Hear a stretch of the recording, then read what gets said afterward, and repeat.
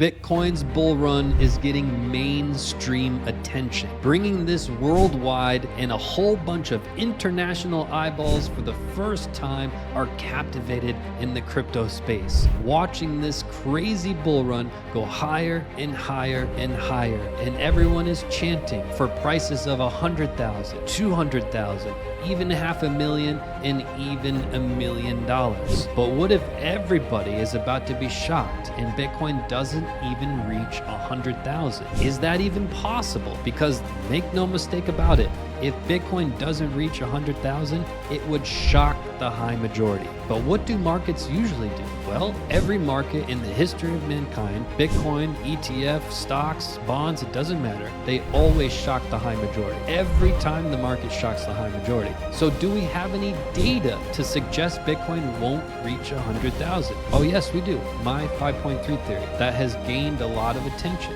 I discovered it a couple years ago. It's a simple mathematical equation, but every single cycle, take a look. You look at the first cycle, it went up 320,000%. If you divide that by 5.3, it predicted our next bull run years before it happened. You just go to the bottom of the market, you take this number divided by 5.3, and you go up 60,000%, and that's where it projected our market cycle top would be years before it happened. But it wasn't just one anomaly. If you take that 60,000 and you divide that by 5.3, it predicted years before that our next market cycle top would be roughly 11,000% from the bottom, which it was. It was 11,400%. And you may say, oh, okay, that's kind of cute. It did that 5.3 thing 3 cycles in a row. Oh no, it actually did it in our previous cycle too, precisely 5.3. If you plug in your calculator right now, 11,400%, it gives you 2,200%. So you just go to the bottom of the market, it projects out years in advance where that next bull run will top out. The problem is, if you take this 2,200% and you divide that by 5.3, it's not a pretty number. It's a number that suggests Bitcoin won't reach 100,000 in this cycle. But do I still believe that to be true? I keep getting that question asked time and time again. What do you think now, Steve? Is it the same, or have things completely changed in the charts and you no longer agree with the 5.3 theory? I'm not only going to answer that $1 million question, I'm going to give the 3 most misunderstood things and what everyone is getting wrong about the 5.3 theory, and we are about to set the record straight. It's time for you to buckle up. Welcome. I'm Steve. Here we deliver honest, sponsorship-free TA with genuine value. Subscribe for a no BS approach that actually helps you. Subscribe. Now let's get into it. Bitcoin US dollar index, we are on the monthly chart. In front of us, the beautiful 5.3 theory. So we discussed it briefly in the intro. Let's discuss it slightly more in detail.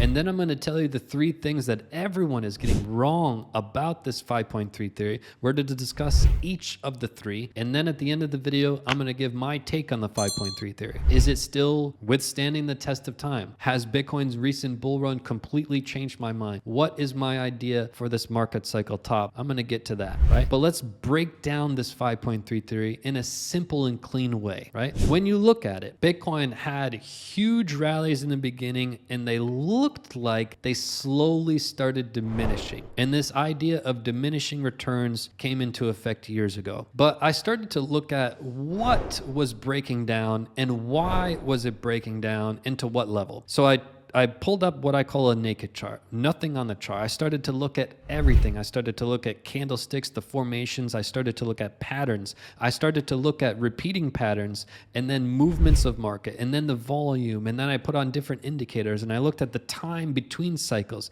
I looked at everything from every angle possible. And then I said, wait a minute, let me look at what the rally was in the beginning. Okay, 320,000. Okay, what was the rally in the next one? Okay, 60,000. Is there any correlation between these numbers, right? So you just set up a simple mathematical equation. Oh, interesting, 5.3. 5.3 is also the numbers in the Fibonacci sequence, which has its fingerprints all over every move that Bitcoin has ever done in the history of mankind, as well as every move in the stock market, as well as bonds, ETFs. Everything has to do with the Fibonacci sequence. So I said, interesting, 5.3. Okay, how about, does this number correlate at all to this in reference to a 5.3 as well? Oh, It does exactly. And then I started to be absolutely mesmerized by this, right? It was incredible to discover this, right? So I'm looking at it. Okay, not only did it do it once, not only twice, not 3 times, four times. This 5.3 theory is very interesting, right? As we start taking it, right? What you do is you go from this low point, right? You take this number, plug it in your calculator right now, 320,714% divided by 5.3. That gives you roughly 60,000 and change. You go to the bottom of the market and you go up precisely what it says in your calculator, and that is the projection of the next market cycle that hasn't even started yet. Years from now, that's where it projects the market cycle top to be, right? And then you do the same thing again, 60,911 divided by 5.3, and it equals 11,400 and change. You go to the bottom of the market, you go up 11,400%, and that was the market cycle top. And again, it happened in 2020 with that market cycle top. Tilt your phone to the side and subscribe. So then we get to the point where we're like, okay, that's interesting. It's every data point so far has been 5.3. Every single market cycle so far has been 5.3. If it continues, where does that take us? Well, if you plug in your calculator 2,200%, you go to the bottom of the market, it's something like 416%. We'll go ahead and we'll get a very good idea of where this 5.3 theory projects out to be. 416% is roughly 79,000, right? Roughly $79,000 Bitcoin, according to this 5.3 theory. But as I mentioned in the beginning, there are 3 things that everyone's getting wrong about the 5.3 theory. And then I want to get to, do I think this is actually going to happen? Has anything changed? What's my opinion? I get asked this nonstop in the comments. So let me address this piece by piece. Here are the 3 things that everyone's getting wrong about the 5.3 theory.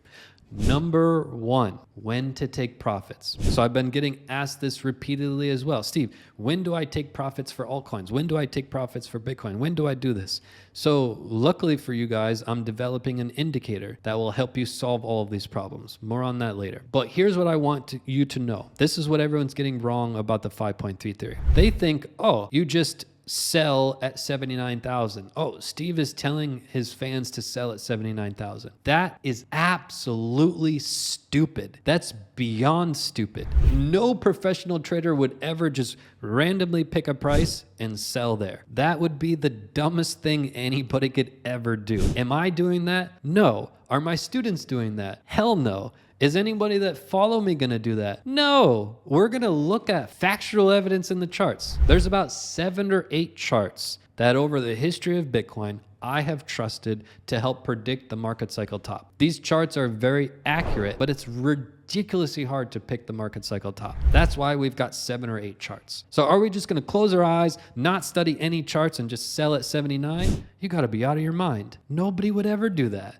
You've got to be dumber than bricks to do that. No, we're not doing that. So that's number 1, what everyone gets wrong. They think, oh, you just sell at 79, call it a day. That I can't even describe to you how silly that would be, right? So no, as we get closer to a potential all-time high, we're going to look at these 7 or 8 charts and we're going to look for confluence. If all 7 or 8 are saying the same thing, hey, that's strong evidence. If only one of the charts is saying we're at a market cycle top, and the other 7 are screaming, we're not there yet. Guess what? We're not there yet. That's how we're going to act. We always act based on the facts in the charts, right? Facts.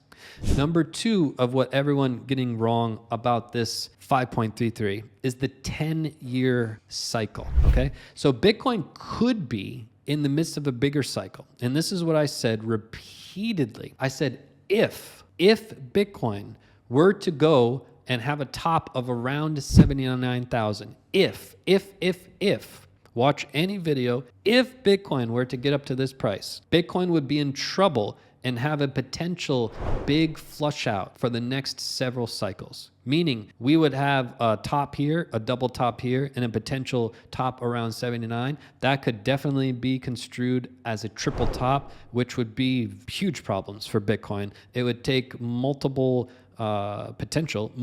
cycles to recover from said thing. Keep in mind, every 30 to 40 years in the stock market, that's what it does. It has this 10-year period of moving sideways. Literal sideways movement would be a triple top. There would be no way around it, right? So if Bitcoin were to top around that number, yes, there could be a potential, and this is what nobody is discussing, but that's a legitimate possibility. If you don't want to be open to this possibility, then you're not being honest with the facts and the charts. If Bitcoin were to top around here, it would literally be a triple top, literally, but it's an if. There's no guarantee. There's no guarantee in the charts. This is an if, and but make no mistake about it. If Bitcoin were to do that, that's a bona fide fact, period. So am I saying, oh, Bitcoin is definitely going to have this 10-year cycle? It's definitely, no, that would be dumb as bricks, literally. Nobody would say that. That's so silly. It's if this, then that, period. All right, so that's number 2. The third thing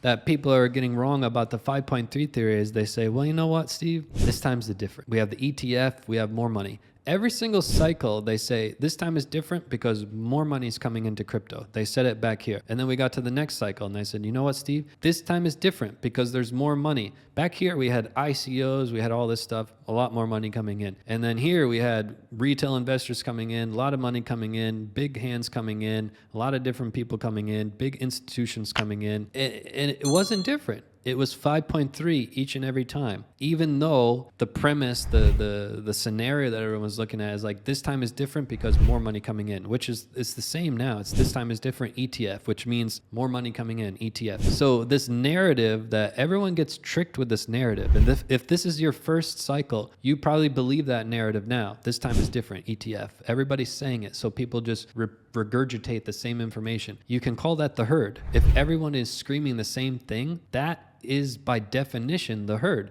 You want to be on the other side of the fence. Right now, the herd is screaming that it's a certainty 100K. And maybe Bitcoin will get to 100K. Who knows? Nobody knows. But make no mistake about it, the evidence is the high majority are screaming that. That's factual evidence. Go to anybody's poll. People who are bearish, bullish, it doesn't matter. If they run a poll, do you think Bitcoin's going to get to 100K? The high majority say yes. And we know, based on factual evidence on planet Earth, anything that represented money in human history, you never want to be on the side of the herd. They are wrong every time, and the charts are undefeated. So that's just a bona fide fact I want to throw out there. Nobody knows if we're going to get above 100K or not, but we do know the high majority say yes, and the small minority say maybe or not possible. What side do you think you should be on? If you haven't looked at it through the lens of maybe it can't reach 100K, I just invite you to look at that. You have to be open to it. If you're closed to it, you're going to be in big trouble. Tilt your phone to the side and subscribe.